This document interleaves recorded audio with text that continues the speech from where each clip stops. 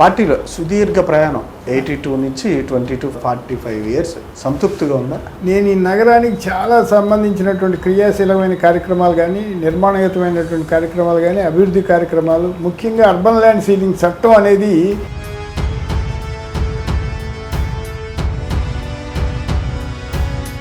చంద్రబాబు నాయుడు గారితో మీకు ఎక్కడ డిఫరెన్స్ వచ్చింది? అంటే అన్నా తెలుగుదేశం పార్టీకి సంబంధించి అన్నా తెలుగుదేశంలో నేను విభేదించారు. రామారావు గారి వారసుడు ఆయన అని అనుకున్నాను. నేను కృష్ణ గారు నమ్మారు, మీరు? నమ్మాను. కానీ ఆయన అంత స్థాయిగా లేకపోతే అంత మెచ్యూర్డ్గా మీరు దగ్గుబాటి వెంకటేశ్వరరావు గారు వర్గం అనేనా? మీకు నాకు వెంకటేశ్వరరావు గారు అంటే చాలా మంచి అభిప్రాయం ఉంది. నేను ఆయన సాహచర్యంలో యువత అధ్యక్షుడిగా పనిచేశా కదా.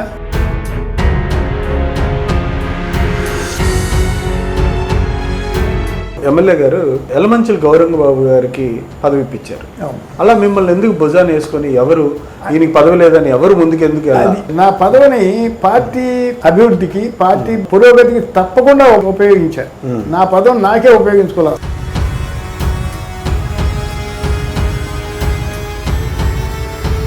మరి మీరు పార్టీలో పనిచేశారు, అన్ని చేశారు, ఎమ్మెల్యేగా పోటీ చేయాలనిపించలేదా? మీకు చేయాలనిపించేసరికి రాజకీయాల్లో డబ్బు ప్రభావం పెరిగిపోయింది. నేనే అప్పుడు స్టేట్ కమిటీ సభ్యుడిగా నన్నే చెప్పమన్నారు కొన్ని నా పరిధిలో. నాకు ఈ 3 సీట్లు ఇవ్వండి. జాస్ట్ రమేష్, బందరు నడగుదు నరసింహారావు, తిరువూరు కొత్తపల్లి రవీంద్రనాథ్ అని జవహర్ తమ్ముడు, వాళ్ళకి ఇవ్వండి సార్, నేను తర్వాత నెక్స్ట్ అడుగుతాను అంటే మీకు పదవి రాకపోవడానికి కృష్ణా జిల్లా కుల సమీకరణాలు కూడా ఇబ్బంది పెట్టాయి. అఫ్ కోర్స్ నాకు ఆ కోణంలో ఆలోచించలేదు. ఎందుకంటే నేను సోషలిస్ట్ భావాలు మాయన్ని, మా నాన్నగారు సోషలిస్ట్ పార్టీ, సో అసలు కులం అనేది నేను పట్టించుకోను. బట్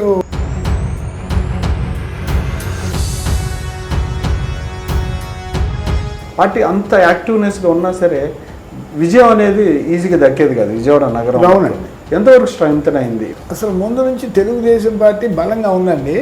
1 టౌన్ అయితే మరీ స్ట్రాంగ్ సిట్టడెల్, 1 టౌన్ స్ట్రాంగ్ ఫోర్ట్రెస్ అండి. స్ట్రాంగ్ ఫోర్ట్రెస్ అయితే అక్కడ ఏమైందంటే ఫ్రమ్ ది బిగినింగ్ 82 నుంచి మీ పరిపాలన 1 ఇయర్ కంప్లీట్ చేసుకుంది. ఎట్లా ఉంది? ఇచ్చిన హామీలు, ఇచ్చిన సంక్షేమ అభివృద్ధి కార్యక్రమాలు 3 వేరే చేసుకుంటే ఎట్లా ఉంది? నిజానికి అన్నీ కంపేర్ చేసుకుంటే అసలు ఈ 1 ఇయర్ పాలనలో అన్ని రంగాల్లో భరోసా నింపాడండి చంద్రబాబు గారు రావడంతోనే. అన్ని వర్గాలు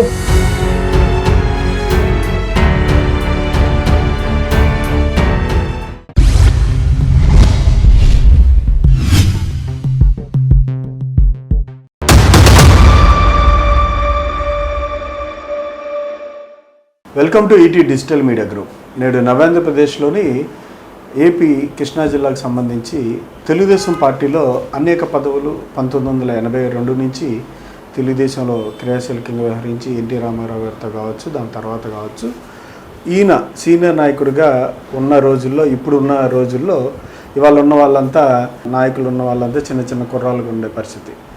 కానీ తెలుగుదేశం పార్టీకి పదవులు ఆశించకుండా తన పని తను చేసుకుంటూ పార్టీకి నిస్వార్థంగా పనిచేస్తూ ఏదైనా సహాయం కావచ్చు, లేదంటే సలహాల విషయంలో ముందుండి ఆలోచన చేసి పార్టీ కోసం వెన్నుదన్నుగా నిలిచినటువంటి వ్యక్తి. మాజీ ఉడా చైర్మన్, కృష్ణా జిల్లాకు సంబంధించి అనేక పదవులు చేశారు, అధికార ప్రతినిధిగా స్టేట్లో కూడా. అట్లాగే విజయవాడ అర్బన్ మాజీ అధ్యక్షులు, జిల్లా తెలుగు యువత అధ్యక్షులు, చాలా పదవులు అలా చెప్పుకుంటూ పోతే చాలా ఉన్నాయి ఆయన లిస్టులో. ఆయన మరెవరో కాదు, డాక్టర్ తూమాటి ప్రేమనాథ్ గారు. ఈయన పుస్తక రచయిత కూడా. ఈయనకు సంబంధించి జీవితంలోని కొన్ని అంశాలని వాళ్ళ మీడియా ద్వారా ఆయన కొన్ని అంశాలు మనతో పంచుకోవడానికి ముందుకు వచ్చారు. థ్యాంక్ యూ అండి, థ్యాంక్ యూ వెరీ మచ్ అండి టైం ఇచ్చినందుకు. సార్ ప్రేమనాథ్ గారు ఎలా ఉన్నారు? ఫైనా. పార్టీలో సుదీర్ఘ ప్రయాణం 82 నుంచి 22 to 45 ఇయర్స్ ప్రయాణం సంతృప్తిగా ఉందా? సంతృప్తిగా ఉందండి. ఎందుకంటే నేను విజయవాడ పార్టీలో తెలుగు యువత అధ్యక్షుడిగా ఉన్నప్పుడు కానీ, లేకపోతే అఫిషియల్ స్పోక్స్మెన్గా చేశాను అప్పుడు కానీ, రామారావు గారి హయాంలో స్టేట్ కమిటీ సభ్యుడిగా తీసుకున్నారు అప్పుడు కానీ, నేను ఈ నగరానికి చాలా సంబంధించినటువంటి క్రియాశీలమైన కార్యక్రమాలు కానీ, నిర్మాణయుతమైనటువంటి కార్యక్రమాలు కానీ, అభివృద్ధి కార్యక్రమాలు, ముఖ్యంగా అర్బన్ ల్యాండ్ సీలింగ్ చట్టం అనేది పెద్ద గుదిబండలాగా ఉండేటువంటి పరిస్థితి ఈ నగరానికి. ఈ పల్లెటూర్ల నుంచి, గ్రామాల నుంచి అక్కడ ఉన్నటువంటి కక్షలు కార్పణ్యాలతో ఇక్కడికి వచ్చి 1 ఎకరం, 6 ఎకరం, 2 ఎకరాలు పెట్టుకుని పిల్లలు చదివించుకుంటూ ఉండే రోజులయ్యి. ఆనాడు పిల్ల పెళ్లి చేసుకోవాలన్నా, చదివించుకోవాలన్నా ఉన్న 1500 గజాలు దాటి ఉంటే అమ్ముకుంటానికి కూడా లేదు. ఈ అగ్లామరేషన్ అంతా కూడా. ఈ చట్టం గురించి రామారావు గారికి నేను అంటే గతంలో కూడా ఎవరెవరో చెప్పారు, శోభనాశ్వర గారు ఇటువంటి వాళ్ళందరూ చెప్పారు. మేమందరం కూడా రైతులందరినీ వేసుకెళ్ళి దీంట్లో ఉన్న వాస్తవంగా మనకు ఎదురవుతా ఉన్నటువంటి ఇది పెద్ద ఈ చట్టం గుదిబండలాగా తయారైంది అన్నగారు. ఇది శాపం కలుగుతుంది రైతులకి, వాళ్ళు అమ్ముకోలేకపోతుంటే అయ్యో అట్లా ఉన్న మన రైతులు ఇంత బాధపడుతున్నారని ఆయన ఎంతో ఆవేదన చెంది అది స్పందించి నాతో కమిటీ చేశారు. అప్పుడే కమిటీ చేశారు. దాంట్లో 6 IAS ఆఫీసర్లు కూడా మా ప్రేమనాథ్ అన్నీ తెలుసు యాక్ట్ అంతా అని చెప్పి మాతో కూర్చోబెట్టారు. నేను వాళ్ళని కన్విన్స్ చేసి మళ్ళీ రామారావు గారి దగ్గరికి ఇట్లా 5-6 సార్లు మేము సిట్టింగ్ చేసాం. రైతులందరినీ గొల్లపూడి, కానూరు, దేవభక్తులు సుబ్బారావు వాళ్ళ నాన్నగారు దేవభక్తులు వెంకటేశ్వర గారు, ఇట్లా విష్ణు శాస్త్రి గారు, ఇక్కడ మాసవరం, ఈ రైతులందరినీ తీసుకెళ్ళి దగ్గర 20 మంది రైతులని పొద్దునపూట 5 గంటలకి 6 గంటలకి అట్లా ఇంటర్వ్యూ ఇచ్చేవారు ఆయన. ఆ ఇంటర్వ్యూలో వారికి చక్కగా సోదాహరణంగా వివరించాను నేను రైతులు పడుతున్నటువంటి కష్టాలు, బాధలు. ఈ చట్టం వలన వారు ముందు ఏం చేశారంటే కోఆపరేటివ్ సొసైటీస్ అన్ని రద్దు చేశారు. ఈ సొసైటీస్ రద్దు చేయడం వల్ల బిల్డింగ్ యాక్టివిటీ అంతా అసలు విజయవాడ నగరం ఈ చుట్టుపక్కల ఆగిపోయింది. విజయవాడే కాదు, ఆంధ్ర రాష్ట్రం అంతా పట్టణాల్లో ఇదే పరిస్థితి. మొత్తం సంవత్సరం ఇది 1987, 88 మే చెప్పింది. ముందు నుంచి ఉంది ఇది. ఇందిరాగాంధీ గారు 1976లో ఈ అర్బన్ ల్యాండ్ సీలింగ్ చట్టం తెచ్చారు, భూ సంస్కరణ చేశారు. 1969లో పివి నరసింహ గారి హయాంలో భూ సంస్కరణలు వచ్చినాయి. నువ్వు రైతుల్ని కట్టడి చేస్తున్నావు అని రైతాంగం నుంచి పెద్ద వ్యతిరేకత వస్తే అర్బన్ ల్యాండ్ మీద పడింది అవి ఆ ఎఫెక్ట్. అందుకని అర్బన్ ల్యాండ్ సీలింగ్ యాక్ట్ తీసుకొచ్చింది. ఆ సీలింగ్ యాక్ట్లో 1500 గజాలకు మించి పట్టణ ప్రాంతాల్లో ఉండకూడదు. మరి గ్రామాల నుంచి వచ్చిన వాళ్ళు 1 ఎకరం, 6 ఎకరం, 50 సెంట్లు కదా. So it exceeds the limit. Therefore this act applies. Act apply అయితే ఇక ఆడ అమ్ముకుంటాను లేదు, ఏం లేదు, అది అట్లా ఉంటుంది. పొలం ఆడు పెళ్లి చేసుకోలేడు, సర్వీస్ రేట్ పిల్లలు అది ఎత్తేసారు. సో అది రామారావు గారితో చెప్పి దగ్గర ఒక 6 నెలలు 7 నెలలు బాగా తిరిగాం. తిరిగినాక ఆయన ఒప్పుకుని 5 acres వరకు ఇచ్చాడు. 5 acres వరకు. అప్పుడు మొత్తం ఈ చుట్టూ అగ్లామరేషన్లో అపార్ట్మెంట్స్ అన్నీ రావటానికి కారణమైన ఇంపార్టెంట్ నిజమైనటువంటి పార్టీకి ఉపయోగపడే చర్య కానీ, మిడిల్ క్లాస్కి ఉపయోగపడేటువంటి చర్య కానీ, లేకపోతే బిల్డింగ్ యాక్టివిటీ వలన మనం ఈ బిల్డింగ్ ఎప్పుడైతే వచ్చేసినాయో ఇంటి అద్దెలు కూడా తగ్గిపోయే పరిస్థితి, మధ్యతరగతి వెసులుబాటు కల్పించే పరిస్థితి, అంత చక్కటి యాక్ట్ తీసుకురావడంలో నేను ప్రధాన పాత్ర నాది. అలాంటిది ఇంకేమైనా చేయగలిగారా? ఆ తర్వాత వెంటనే మరి మనం ఏదో భూస్వాములు అనుకుంటున్నారు కొంతమంది, తెలియక వామపక్షాలు ఏంటంటే మామూలుగా విమర్శ చేసేది హేతుబద్ధంగా ఉండవు వారి విమర్శలు కొన్నిసార్లు. ఎప్పుడైతే ఆ విమర్శ చేశారో వెంటనే మేము ఏం చేసామంటే దగ్గర ఇక్కడ 40,000 మంది ఈ కొండలు గుట్టల మీద ఇల్లు వేసుకుని పాపం ఆ ఇళ్లలో ఉంటున్నారు. ఆ ఇల్లు వేసుకునే ముందు అవన్నీ పుట్టలు, చెదలు, ముళ్ళ కంపలు అదంతా కూడా వారు బాగు చేసుకుని నివాస యోగ్యం చేసుకున్నారు.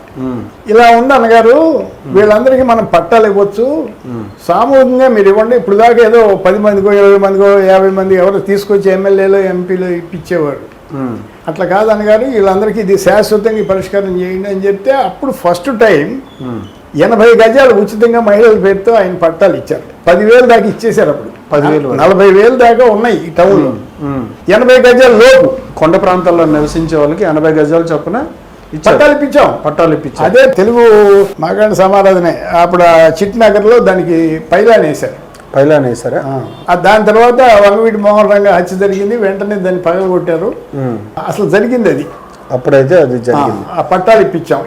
ఇదే ప్రాంతాల్లో మొత్తం చిట్నగర్, ఫైజర్పేట, తేనరపేట, మన మల్లికార్జునపేట, అవన్నీ శ్రీనివాసనగర్ బ్యాంక్, అవన్నీ మౌలరాజపురం కూడా ఇప్పించారు. వచ్చి టౌన్లో చాలా మందికి వచ్చినాయండి. చాలా మంది 8,000 నుంచి 10,000 పట్టాలు. అదొకటి మీకు సంతృప్తి కలిగించింది. అదే కాదు, తర్వాత కూడా నేను సారా వ్యతిరేక ఉద్యమం వచ్చినప్పుడు నేను ప్రెసిడెంట్ని ఇక్కడ విజయవాడ అర్బన్కి. నేను రామారావు గారి దగ్గర తీసుకెళ్ళా. అన్నగారు కొంచెం మనం ఎక్సైజ్ చేయలేదు, ఇది ఫెయిల్ అవుతుందేమో. షాపులకి జిల్లా అందరికి కలిసి ఎక్సైజ్ జీపులు కూడా సరిగ్గా ఉండేవి కాదు, పెట్రోల్ కూడా ఉండేది కదా, అడిగితే ఫోన్ కూడా ఉండేది కాదు. ఈ లోపాలన్నీ వారికి వివరించాయి. ఇది ఇట్లా ఉంది పరిస్థితి అంటే అట్లా ఉందా అని చెప్పి వారు వైకుంఠరావు గారు, అప్పుడు కమిషనర్ వైకుంఠరావు గారు అని చాలా సిన్సియర్ ఆయన ఆఫీసర్, ఎక్సైజ్ కమిషనర్, వాళ్ళు పిలిపిస్తే ఏంటి మా ప్రేమనాథ్ ఇట్లా చెప్తున్నాడు. నేను అన్ని మీటింగ్లు వేసానండి. వేసి మహిళలంతా అడిగారు ఫోన్ ఏంటి అదేంటి ఇదేంటి అని అడిగితే అది చెప్పాను అనమాట. చెప్పినాక ఆయన ముందు నన్ను ఆయన తెలియదండి అంటే నేను రాజీనామా చేస్తానండి, నేను చెప్పిన తప్పని నిరూపిస్తే అట్లా నేను చాలా వివరాలు తీసుకుని గ్రౌండ్ లెవెల్ రిపోర్ట్ అండి ఇది అని చెప్పి రామారావు గారు చెప్తే మర్నాడు మళ్ళీ మీటింగ్ ఏర్పాటు చేశారు. ఓకే, వారు చెప్పింది కరెక్టేనండి అని చెప్పి 3 ఫోన్లు ఇప్పించారు ఆ టైంలో. అంటే టౌన్లో ఎక్సైజ్ స్టేషన్స్లో సరైన ఫోన్లు ఉండేవి కాదు, సరైన వాతావరణం ఉండేది కాదు. ఇదే కాదు వంశీ గారు, నేను అప్పుడు చాలా వ్యతిరేకం సరే అది చెప్పాము. తర్వాత ఏదో వారు అట్లా జరిగింది, ఓడిపోయాను. 1989లో నేను ఇన్ఛార్జ్ చేశారు నన్ను కృష్ణా జిల్లాకి అర్బన్కి. చంద్రబాబు గారు రోజు నాతో మాట్లాడుతూ ఉండేవారు. నేను అప్పుడే చెప్పాను అండర్ కరెంట్ ఇట్లా ఉందండి, కొంచెం మనకు వ్యతిరేకంగా ఉన్నట్టుంది, ఎక్కడ జగ్గైపేట కంకిపాడ తప్పితే మనం మిగతా సీట్లు గెలిచే అవకాశం కనిపించట్లేదు, అవనగడ్డ కూడా అవనగడ్డ గెలుస్తుందని చెప్పాను. అయ్యే జరిగింది. అంటే తర్వాత మీకు ఇంకొక విషయం, 88లో వంగవీటి మోహన్ రంగా హత్య జరిగింది. జరిగినప్పుడు అంత అల్లకల్లోలం అయిపోయింది, ఎక్కడికక్కడ ఎవరికాడు కొంచెం షెల్టర్కి వెళ్ళిపోయారు. నేనుండి కర్ఫ్యూ ఉన్నా కూడా అప్పుడు జరిగినటువంటి విజయవాడలో జరిగినటువంటి హోటళ్ళకి నష్టం జరిగింది, బడ్డీ కొట్టులకు నష్టం జరిగింది, సినిమా హాల్స్కి నష్టం జరిగింది, బట్టల కొట్టులకు నష్టం జరిగింది, అన్నీ పగలగొట్టి హౌసెస్కి అందరికీ ఎన్యూమరేషన్ చేయించి నష్టపరిహారం వచ్చే విధంగా కలెక్టర్ గారితో ప్రతిరోజు కలిసి మాట్లాడే ఉన్నాం. మీరు అప్పుడు హత్యకాండలో గిరీష్ కుమార్ పోలీస్ కమిషనర్ ఉంటా, అప్పుడు కొంతమంది కళ్యాణ మండపంలో ఉండిపోయారు ఆ రాత్రి. వాళ్ళు భయంతో వెళ్ళకపోతే వాళ్ళకి ఎస్కార్ట్ పెట్టి పంపించే ఏర్పాటు ఇటువంటి అన్ని మొదటి 3 రోజులు ఎవరు లేరండి. తర్వాత సోమనాథ్ గారు మేము అందరం కలిసి తిరిగాం, మళ్ళీ అన్ని కలపి ఇప్పించాం, నష్టపరిహారం ఇప్పించాం, ఒక్కొక్కడికి 5,000 10,000 చొప్పున ఇప్పించాం. అట్లా ఆస్తులు కూడా ఇప్పించారు. చాలా బాగా చేశారు అప్పుడు రామారావు గారు. అంటే నేను కూడా కొంత కృషి చేశాను అక్కడ. ఎక్కువ నేను విజయవాడ నగరానికి ఇంత సేవ చేసిన నన్ను ఎందుకు గుర్తించరు? ఇప్పుడు ఈ రెండింటి వలన మిడిల్ క్లాస్కి ఎంత మేలు జరుగుతుంది చూడండి. పూర్ పీపుల్కి, ఇళ్ళల్లో అద్దెకుండే వాళ్ళకి ట్యాక్సేషన్ కూడా చెప్పారు, రిజిస్ట్రేషన్ ఛార్జీలు అప్పుడు అన్ని. మరి వీటన్నిటిలో మరి ఎందుకు ఏవి నెక్స్ట్ మీరు ఎందుకు గుర్తించారు? చంద్రబాబు గారికి కూడా నా గురించి తెలుసు, వాళ్ళు బాగా మాట్లాడేవారు. మరి ఎందుకన్నా ఆయన గుర్తించి ఆయన నాకు ఏ రకమైన బాధ్యత అప్పచెప్పట్లా. చివరిగా నేను పదవండి ఎప్పుడు చివరి చేసింది అదేనండి, 1994 ప్రెసిడెంట్ చేశాను. 99 అఫీషియల్ స్పోక్స్ మ్యాన్ నేను, మాజీ మంత్రి బేగ్ గారు చేశాం పార్టీకి. నేను కృష్ణానది అప్పుడు డెల్టా పరిరక్షణ ఇవన్నీ చేసాం, ఉద్యమాలు చేసాం. 99లో చేశారా? పార్టీలో ఉన్నారా మీరు? ఎందుకు నేను ఎక్కడికి వెళ్ళి అసలు నేను పార్టీలో ఎక్కడ దేర్ ఇస్ నో బ్రేక్ అండి. అట్లాంటిది చంద్రబాబు నాయుడు గారితో మీకు ఎక్కడ డిఫరెన్స్ వచ్చింది? ఆ డిఫరెన్స్ నాకైతే ఏం లేదండి. అన్నా తెలుగుదేశం పార్టీకి సంబంధించి అన్నా తెలుగుదేశంలో నేను విభేదించి అటు వెళ్ళారు, వెళ్ళడం వల్ల మీకు బాబు గారికి మధ్య గ్యాప్ వచ్చింది అంటారు. That is true. ఒక 6 నెలలు అండి నేను అటు వెళ్ళింది, 6 నెలలు అన్న తెలుగుదేశంలోకి వెళ్ళాను, అది వాస్తవమే. ఎందుకంటే నేను రామారావు గారికి వారసుడు ఆయన అని అనుకున్నాను. నేను కృష్ణ గారు నమ్మాను, కానీ ఆయన అంత స్థాయిగా లేకపోతే అంత మెచ్యూర్డ్గా ఆయన వ్యవహారం అంటే నాకు ఆయనతో ఏం పరిచయం లేదు అసలు. నిజానికి రామారావు గారితో కలిసినప్పుడు నేను లక్ష్మీపార్వతి గారిని కూడా నేను చాలా కాలం తర్వాత ఆమె నన్ను విజయవాడ వచ్చినప్పుడు ప్రేమనాథ్ గారు అంటే మీరేనా అందనమాట. అప్పుడు దాకా నేను ఆమెను కూడా కలవలేదండి. నేను రామారావు గారితో రామారావు గారి వరకే ఉండేవాడిని. దగ్గుబాటి వెంకటేశ్వర గారు నాకు చాలా ఆప్తులు, నన్ను నమ్మారు, రామారావు గారు నమ్మారు, వారు తగిన పదవులు ఇచ్చారు. మీరు దగ్గుబాటి వెంకటేశ్వర గారు వర్గం అనేనా మీకు అని ఉండొచ్చు వారికి, కానీ నేను వర్గం కాదు, పార్టీనిగానే ఉన్నాను. బట్ నాకు వెంకటేశ్వర గారు అంటే చాలా మంచి అభిప్రాయం ఉంది. నేను ఆయన సాహచర్యంలో యువత అధ్యక్షుడిగా పనిచేశా కదా, అందువల్ల నాకు మంచి అభిప్రాయం ఉంది ఆయన మీద. చంద్రబాబు నాయుడు గారితో కూడా బాగా నేను నా గురించి బాగా తెలుసు. ఎందుకంటే నాకు మర్చిపోయాను ఇంకోటి, ఎమ్మెల్సీ ఫస్ట్ క్రియేట్ అయింది 2004లో రాజశేఖర రెడ్డి గారు మళ్ళీ ఎమ్మెల్సీ శాసన మండలం రివైవ్ చేశారు. రివైవ్ చేసినప్పుడు ప్రేమనాథ్ ఇది నీకు సూటబుల్ అని చెప్పారు ఆయన. అప్పటిని చంద్రబాబు గారు ఇట్లా అన్నగారు నాకు ఇక్కడ బాగా దీని మీద అనుభవం ఉంది, మా నాన్నగారు ఎమ్మెల్సీగా పోటీ చేశారు, అప్పుడు జూపూడి యజ్ఞాన్ని గెలిచాడు, అప్పుడు నేను ఇన్ఛార్జిగా ఉన్నాను. నేను వయసు కూడా అప్పుడు 25 ఎంత ఉండేది నేను ఆయన పోటీ చేసిన. ప్రకాశం జిల్లా అంకబాబిట్లోనే ఉన్నా. అక్కడే అప్పుడు ప్రకాశం, గుంటూరు, కృష్ణా 3 జిల్లాలు అన్నమాట. 3 జిల్లాలు కలిసి సర్కార్ కాన్స్టిట్యుయెన్సీ అనేవాళ్ళు, గ్రాడ్యుయేట్ సర్కార్ కాన్స్టిట్యుయెన్సీ. నేను ఇట్లా చేశాను బాబు గారు, నాకు బాగా దీని మీద అనుభవం ఉంది, ఖచ్చితంగా కాంగ్రెస్కి ఇది నాన్ కాంగ్రెస్ సీట్ ఇది, మీరు నన్ను పెట్టినా ఎవరిని పెట్టినా గెలుస్తాము అంటే నీకు సూట్ అవుతుంది ప్రేమనాథ్ అని చెప్పి ఆయన స్వయంగా చెప్పారు. ఆయనే చెప్పారు స్వయంగా. అప్పటి నేను వెంటనే అప్లికేషన్ తీసుకుని ఫారాలు తీసుకుని ఇక్కడికి వచ్చాను. నాతో పాటు అందరికి తీసుకెళ్తే చిగురుపాటి వరప్రసాద్ గారికి ఇప్పుడు కూడా అడగండి వెళ్ళి ఎప్పుడన్నా, చిగురుపాటి వరప్రసాద్ గారికి అసలు ఈ ఎమ్మెల్సీ ఎలక్షన్ ఏంటి ప్రేమనాథ్ అని అడిగితే నేను అంత వివరించి చెప్పాను. నాతో పాటు శ్రీపతి గారు కూడా ఉన్నారు, చేకూరు శ్రీపతి. ఇంకా చాలా మంది ఉన్నారు అనుకుంటే 10 మందిని తీసుకెళ్ళాను. అందరికి ఆయన వివరించి అప్పుడు తెలియదు ఆయనకి అసలు ఇది చాలా ఈజీ ఎలక్షన్ వరప్రసాద్ గారు, మీరంతా నా వెనకాల ఉండాలి అంటే. నాకు ఆయన కొంచెం రిలేషన్ ఉంది, బట్టల పైన ఉన్నారు మా ఊరి దగ్గర. సరే, అది నేను వెళ్ళిపోయినాక ఆయనకి ఆశ పుట్టింది. నేను ఇప్పుడు చంద్రబాబు గారు చెప్పి నాకు 1 మంత్ అయింది. ఆయన వెళ్ళిపోయి నేను సౌత్ ఆఫ్రికాలో రోటరీ ఇంటర్నేషనల్ కాన్ఫరెన్స్ పెడతానండి, ఏదో పదవి ఉంటే నాకు బాగుంటుంది అని ఆయన ఇన్వైట్ చేశారు చంద్రబాబు గారు. సో న్యాచురల్గా వెంటనే ఆయన కన్సిడర్ చేసి నాకు మళ్ళీ ఫోన్ చేశారు. గద్దె రామ్మోహన్ గారు వెళ్ళి ప్రేమనాథ్ గారు ఇంత కష్టపడ్డాడు అందరికీ తెలుసు, నాకు పదవి అంటే అందరూ హర్షించేవాళ్ళే. అవునండి, ఉడా చైర్మన్ అంటే పెద్దవాళ్ళందరూ వెళ్ళారండి, భలే మనిషికి ఇచ్చారండి. సో ఆయన కూడా చెప్పారు, నేను చంద్రబాబు గారికి చెప్పా. చాలాసేపు 10 నిమిషాలు మాట్లాడాము ఇద్దరం ఫోన్లో. ఆయన మాట్లాడుతున్నాడు, బాబు గారు ఇది సేఫ్ సీట్ అండి, మీరు ఆయనకైనా పర్లేదు నాకైనా పర్లేదు, బట్ నేను ఎసెప్ట్ అవుతానండి, ఆయన మీకు లైబిలిటీ అవుతాడు, ఆయన ఉపయోగపడండి పార్టీకి, నేను I will become an asset for the party, so this is my service, మీకు తెలుసు నీకెందుకు ప్రేమనాథ్ ఆగు, నేను ఐఎమ్ హియర్ అన్నారు ఆయన. అంతేగాని నేనే సరే అని కూడా అనలేదండి, నేను మౌనంగానే ఉన్నా, ఆయన చెప్తానే ఉన్నారు నీకెందుకు నేను ఉన్నాను ఐఎమ్ హియర్ అని చెప్పారు. తర్వాత ఇక మన గురించి ఆయన పట్టించుకోలేదు, నేను కూడా పెద్దగా అడగల, నాదే లోపము అనుకుంటా. నేను అడగదలుచుకోలేదండి ఇప్పుడు కూడా. ఎందుకని నాకు ఇవ్వాలి బాధ్యత, నేను చేసిన సర్వీస్ ఉందండి. నాలాగా ఎవరో విజయవాడ నగరాన్ని నాకు తెలిసి ఇంత క్రియాశీలంగా నిర్మాణయుతంగా చేసినట్టు మామూలుగా ఇప్పుడు పదవిలో ఉన్నారు కేశినేని చిన్ని గారు, వాళ్ళంతా బోల్డ్ చేస్తున్నారు, ఆ కార్యక్రమాలు వేరు, ఇది నేను చేసినట్టు. కానీ 2014 నుంచి 9 నుంచి మొదలైనా అప్పుడు అధికారం కోల్పోయారు, మళ్ళీ 14 నుంచి ఒక 5 సంవత్సరాలు, మళ్ళీ ఇప్పుడు అధికారం వచ్చింది. ఈ 14 నుంచి 24 మధ్యలో మీరు ఏ విధంగా పార్టీకి సేవలు? నేను పార్టీకి అన్ని కార్యక్రమాల్లో ఉన్నానండి, బంద్ చేసినా లేకపోతే రాస్తారోకోలు చేసినా అన్నింటిలో మీరు ఎమ్మెల్యే గారు గద్దె రామ్మోహన్ గారిని అడగొచ్చు, ఎవరినైనా అడగొచ్చు, అన్నింటిలో ఉంటానండి. ఎందుకంటే because I have no role, so therefore I'm not. MLA garu good exposure. MLA garu Yalamanchili గౌరంగబాబు గారికి పదవి ఇప్పించారు, పార్టీ విషయంలో కనగర్కి సంబంధించి టెంపుల్కి సంబంధించి ఇప్పించారు. అలా మిమ్మల్ని ఎందుకు భుజాన్ని వేసుకొని ఎవరు ఈయనకి పదవి లేదని ఎవరు ముందుకు ఎందుకు?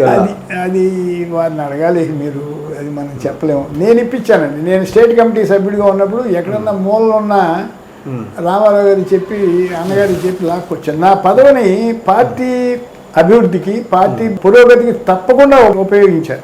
నా పదవి నాకే ఉపయోగించుకోవాలి, అసలు నేను దేనికి ఉపయోగించుకోవాలి, నాకు లేని పదవి అంటూ లేదు. అన్ని ఆఫర్స్ వచ్చినాయి, నన్ను జపాన్ ఫుల్ టైం పొలిటీషియన్ పనిచేశారా? ఇంకేముంది, నాకు వ్యాపారం పోయింది. నాకు వ్యాపారం చేసేవాళ్ళు, నేను వెటనరీ డాక్టర్ అండి, నేను poultry feed, cattle feed, aqua feed అన్ని పెద్ద ఫ్యాక్టరీ నాది. 3వది నా తర్వాతే గద్దె రామ్మోహన్ గారు వచ్చారు, బాలాజీ. నా దగ్గర వాళ్ళు జాబ్ వర్క్ కూడా చేయించుకున్నారు. ఆ ఫీడ్ ఫ్యాక్టరీ పెద్దదండి, అది పోయింది, ఖర్చు పెట్టా. 40 ఎకరాలు మాంసాలు పోయింది, 2 ఇళ్ల స్థలాలు పోయినాయి. పోయిందా పార్టీలో? మీరు పార్టీకి నేను తిరగటం ఇంకేం నేను పట్టించుకున్నాను కదా, నాకు ఏమైనా ఆఫర్స్ వచ్చి నాకెందుకు అనేవాడిని. మేము రైతు వారి కుటుంబాల నుంచి వచ్చాం కదా, అసలు అప్పుడు ఈ డబ్బు ప్రమేయం లేదండి ఈ రాజకీయాల్లో. నాకు ముందు నుంచి కారు ఉంది, నాది దేవినేని రాజశేఖర్ది, ఇద్దరిదే కార్లు ఉండేవి మాకు అప్పుడు. ఆయన 303, నాది 603. నేను ఇద్దరికి జయస్ రమేష్కి శంకర్ కృష్ణమోహన్ అని తిరువూరులో ఉన్నాడు, వాళ్ళిద్దరికి మోటార్ సైకిల్ కూడా ఇచ్చా తిరగండి. శంకర్ కృష్ణమోహన్ పేరు ఉన్నదా? తిరువూరు. అవును, వాళ్ళకి మీరు వెహికల్స్ మోటార్ బైక్స్ కూడా నాకు ఉండే 2 మోటార్ సైకిల్ మీరు తిరగండి. మరి మీరు పార్టీలో పనిచేశారు, అన్ని చేశారు, ఎమ్మెల్యేగా పోటీ చేయాలనిపించలేదా? మీకు చేయాలనిపించేసరికి రాజకీయాల్లో డబ్బు ప్రభావం పెరిగిపోయింది. అదే జరిగిందండి. 1989లో నేనేం చేశానంటే నెక్స్ట్ ఎలక్షన్కి అడుగుతానని అన్నగారని చెప్పాను నేను. అప్పుడు 3 అడిగి విజయవాడ 2 నియోజకవర్గాల 3 అండి. అప్పుడు కూడా పార్ట్ ఆఫ్ ది విజయవాడలో ఉండేది, ఎక్కువ విజయవాడ ఉండేది. నేనే అప్పుడు స్టేట్ కమిటీ సభ్యుడిగా నన్నే చెప్పమన్నారు కొన్ని నా పరిధిలో. నాకు ఈ 3 సీట్లు ఇవ్వండి. రమేష్ బందరు నరగుద్దు నరసింహారావు, తిరువూరు కొత్తపల్లి రవీంద్రనాథ్ అని జవహర్ తమ్ముడు, ఇప్పుడున్న జవహర్ తమ్ముడు, వాళ్ళకి ఇవ్వండి సార్, నేను తర్వాత నెక్స్ట్ అడుగుతాను అంటే ఆయన నా రిపోర్ట్ నమ్మి, ఊరికే ఇవ్వలే, ఆయన రిపోర్ట్ నమ్మి వాళ్ళ ముగ్గురికి ఇచ్చారు. సరే నెక్స్ట్ వీళ్ళంతా ఉంటారు కదా, అందరూ నన్ను చూసుకుంటారు అనుకున్నా. మీరు వాళ్ళు చూస్తున్నారు కదా, చాలా మంది చేశానండి అట్లా.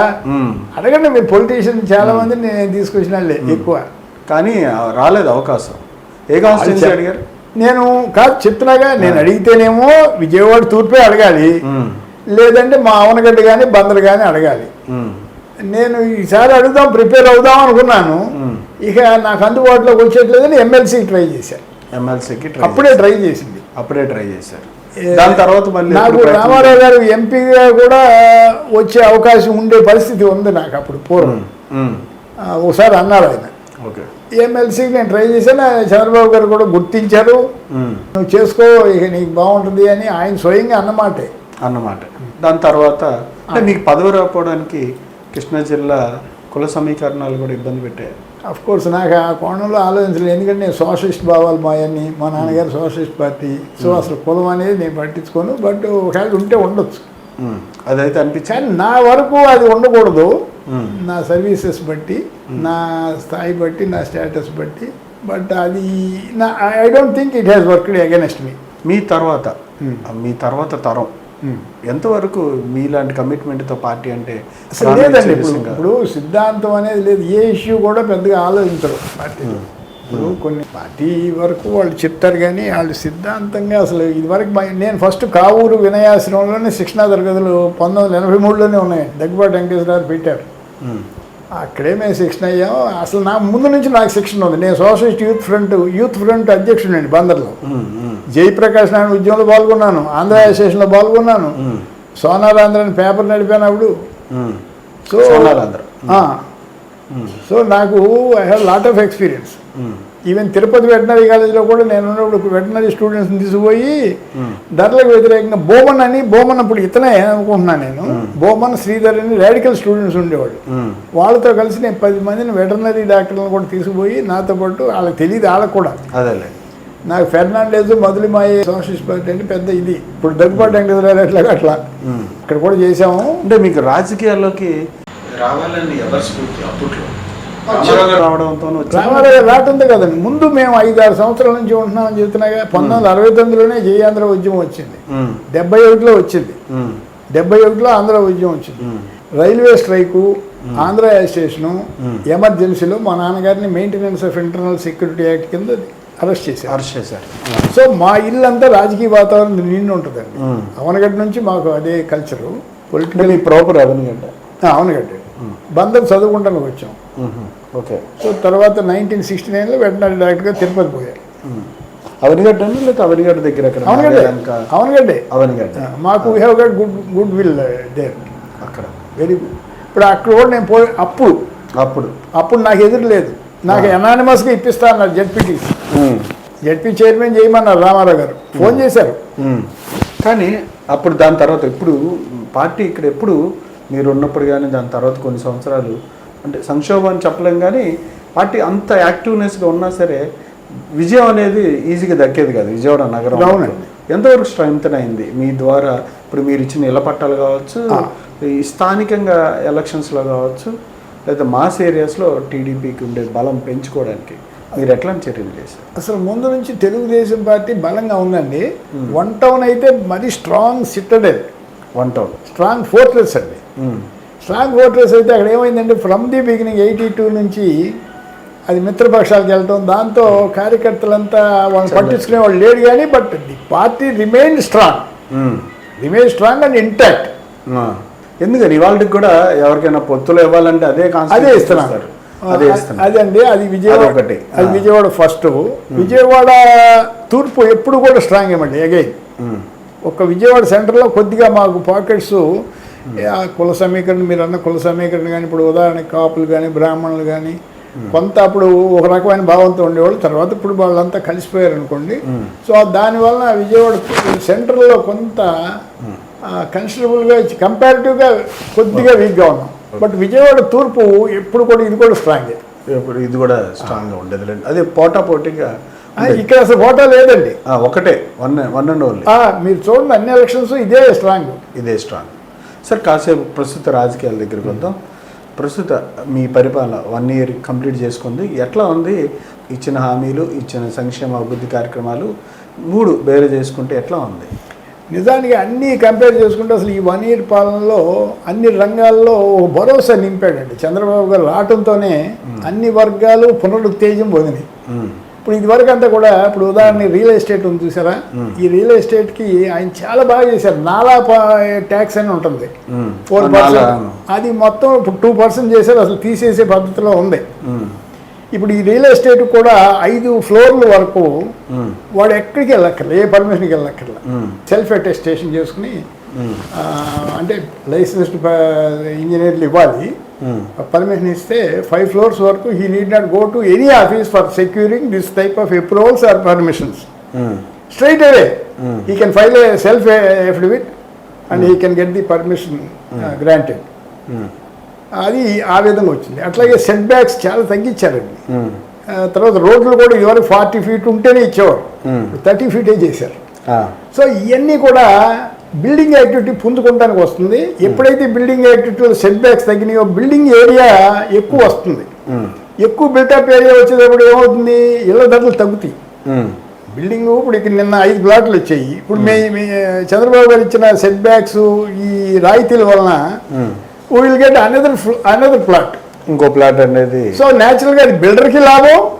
ఎప్పుడైతే 5-6 ప్లాట్లు వచ్చినాయో వినియోగదారుడికి, కన్జ్యూమర్కి, బయర్కి ఈ gets at less discounted price. ఆ విధంగా రియల్ ఎస్టేట్ పుంజుకుందండి.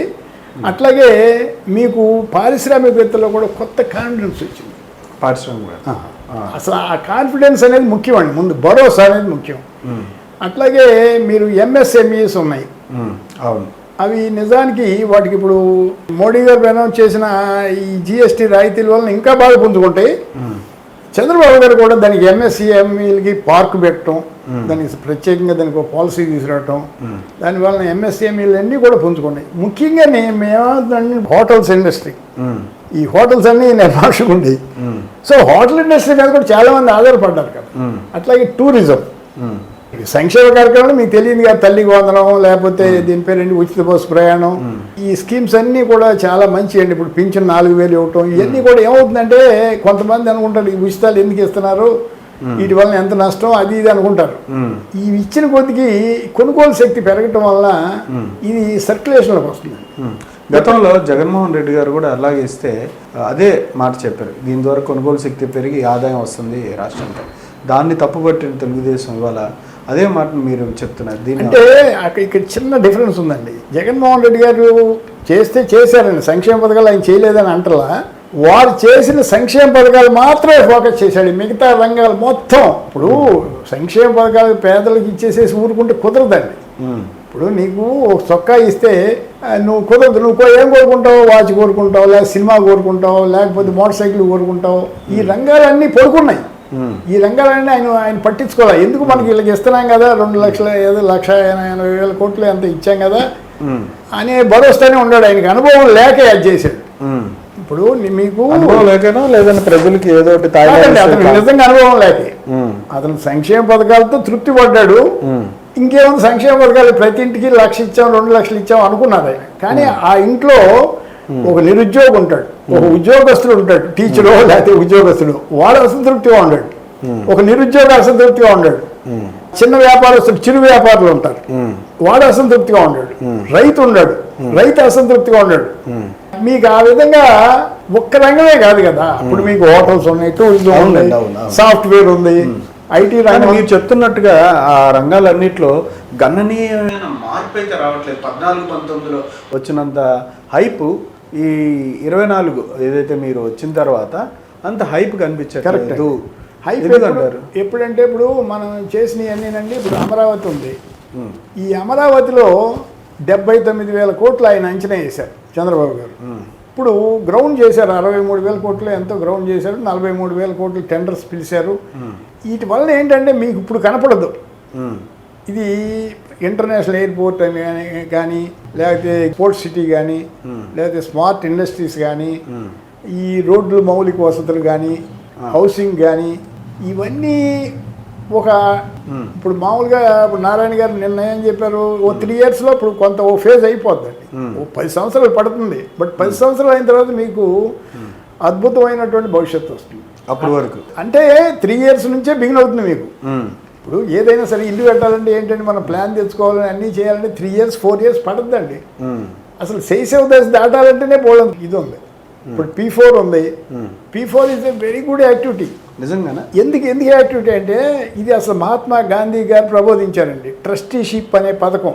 ఇదే మహాత్మా ఎక్కడ ఆ మాట వాడట్లేదు. చెప్తా. ట్రస్టీషిప్లో ఆయన ఏమన్నాడంటే, మీరు సంపాదన పరులు, it is not your personal property, you are trustee holding the wealth for the welfare of the society. మీరు ఖచ్చితంగా మీరు సంపాదించిన సంపద అంతా కూడా మీరు ఉంచుకుని, మీకు సరిపడా ఉంచుకుని మిగిలిన సంపద అంతా ఖర్చు పెట్టాలని ఆయన పిలిపించారు.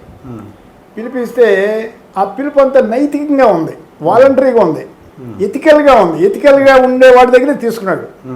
ఉదాహరణకి పెద్దల్లో బిర్లా గారు, Birla has responded to his call.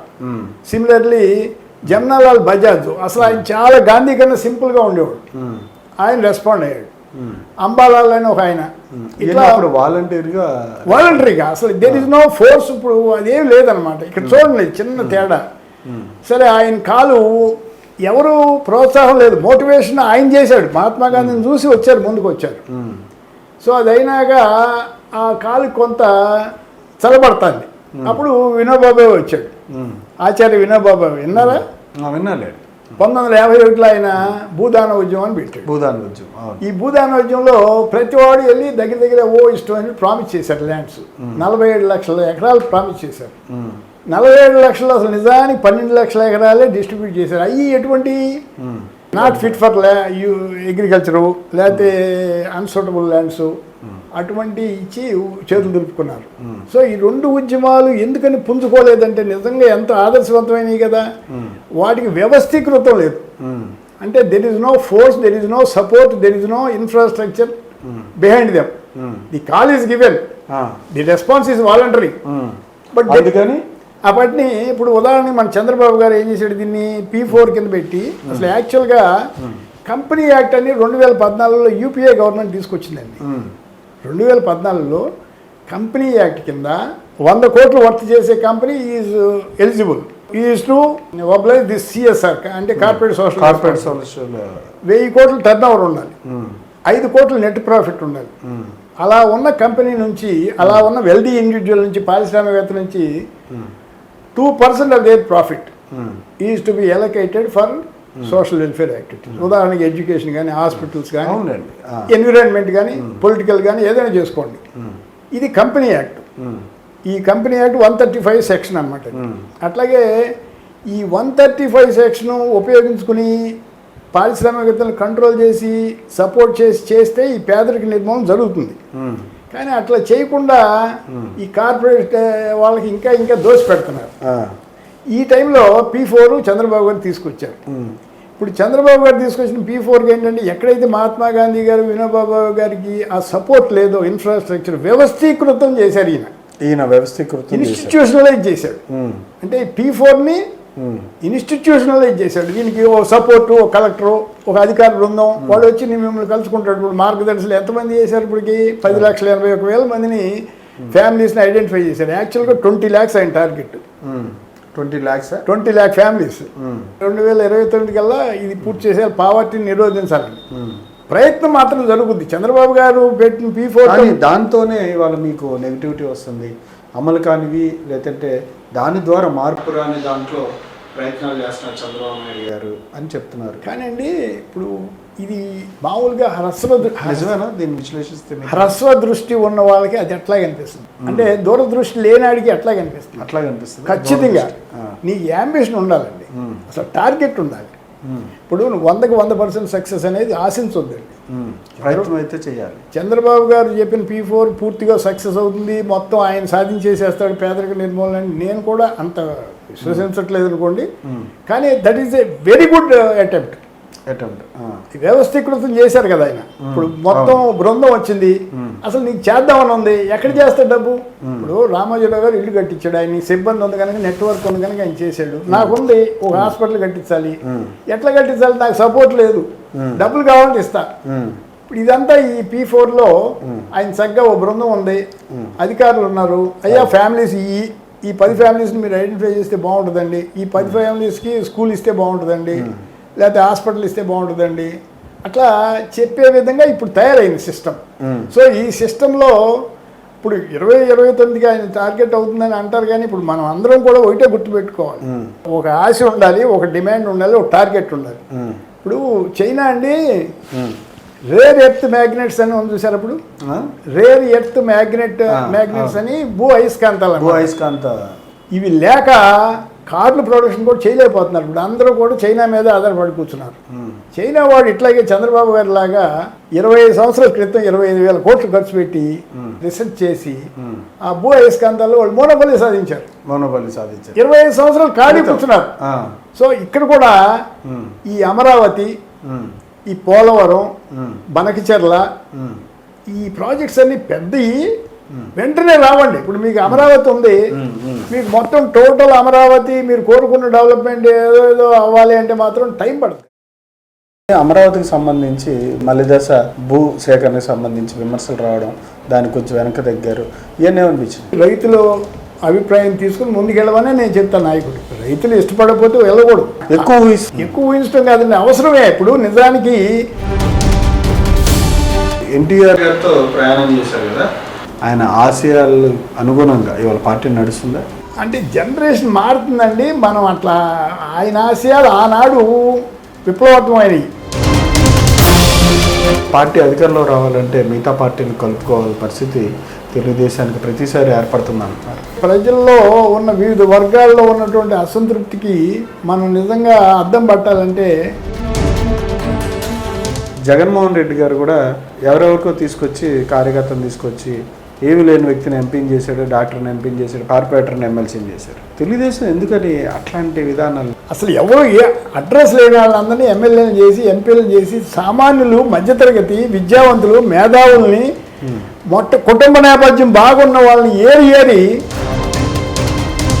పదవికి వచ్చేసరికి ఒక రకమైనటువంటి అంతస్తు లేదంటే లాబియింగ్ ఇవన్నీ చూస్తున్నారు. మరి మీకు సంబంధించి కాల్స్ కూడా చేసి మాట్లాడుతున్నారని చెప్తున్నారు. నిజంగా పనిచేసిన గౌరవం, గుర్తింపు దక్కుతుందా? న్యాయం జరగట్లేదు అంటాం లేదు, బట్ అనవసరమైన వాళ్ళు కొంతమంది కొత్త వాళ్ళు ఎన్ఆర్ఐలో ఎవరో వచ్చి వాళ్ళకి ప్రజలతో సంబంధాలు ఉండవు. లోకేష్ గారు ఎట్లా ఉంటారు? లోకేష్ గారు ఎంతవరకు పార్టీని రేపొద్దున లీడ్ చేయడానికి ఆయనే కనిపిస్తున్నారు కదా. నిన్న బోల్డంత ప్రాజెక్టులు ఇచ్చారు, ఢిల్లీ వెళ్ళి మనకి ఆ కొత్త ఏంటి, they will be useful for the development of the country, state. Junior NTR అవసరం లేదా పార్టీకి? జూనియర్ ఎన్టీఆర్ మా పార్టీకి బోల్డంత సేవ చేసి పెట్టిన వెళ్ళినాయన. ఆయన పరిస్థితుల ప్రభావం కొంతమంది వస్తే కొంతమంది పక్కకి వెళ్ళిపోతారు. Okay sir, okay, thank you sir.